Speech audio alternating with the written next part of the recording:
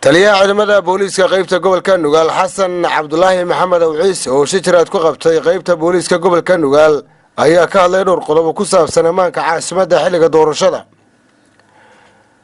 musharaxiinta ayaa ugu baaqay in ciidamada ay wataan ay ku sugnaadaan goobahooda dawladuna ay sugi doonto amniga guud.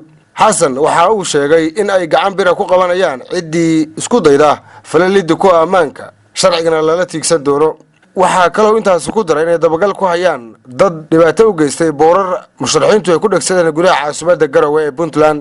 doorashooyinkii baa socda, musharaxiintii baa socota, nin walbana xaq u leeyahay in uu barnaamijkiisa siyaasadeed oo soo bandhigo. bulshada unbay ku xiran tahay qofkii la dooranayo iyo qofkii ma garanaysaa iyagu kala xulashada. wuxuu musharax xaq u leeyahay in la nabadgeliyo oo ammaankiisa la sugo, inaan sumcadiisa wax loo dhimin, in tabeelayaasha magaalada oo musharaxiintu ay barnaamijkooda iyo halku-dhagyadooda iyo sawiradooda kusoo bandhigayaan in la nabadgeliyo. waxaa ayaantan soo noqnoqotay in la sameeyo ololo anugu meel ka socda aan garan waayay. haddaan wax raadinay raad baan daba joognaa. hadda waa soo bandhigi doonaa raadka ciddii ku caddaado.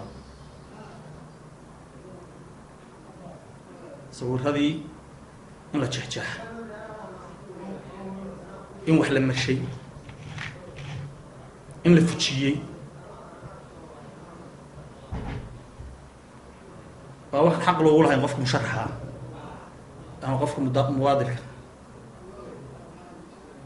dadka waxa sameeyay marka ama ha ahaadeen musharaxiin kale oo cid kale ka socota oo isoo ku xumaanaysa, ama ha ahaadeen dad wax magarata ah oo qofkay taageersan yihiin maaha qofka kale raba inay sumcadiisa ku cayaaraan. midna laga yeelin. waxa sameynaya dadka magaalada jooga weeyii.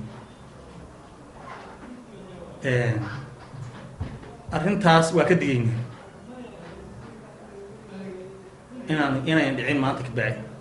waana daba joognaa oo ciddaan ku helo kuwii horoo dhacay iyo kuwa hadda ka bacdi aan ka digayno isku soo aan filin.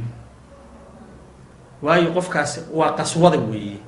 qaswadana waxa loo baahan yahay in dadka laga qabto. arrinta kale oo aan rabo inaan ka hadlo waxay tahay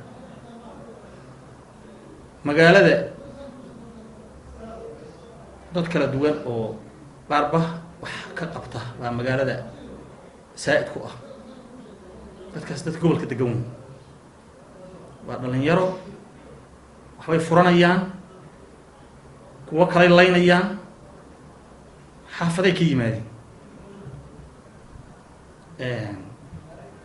qayb baan soo xiro hadda jeelka jira.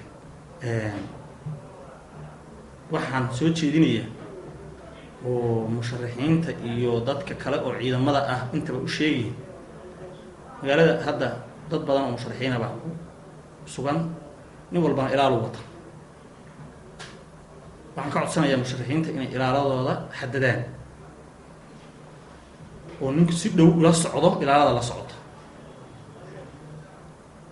oo xilliga shaqada iyo goobta uu ninka mas-uulka ay ku sugan yahay ay ku sugnaadaan. qofkii isagoo qori wata uusan magaaladii wareegin, isagoo dhar carabiya ka soo gashada qori wata uusan magaaladii aadin. dadku hadda dhalinyaro yaryar bay u badan yihiin.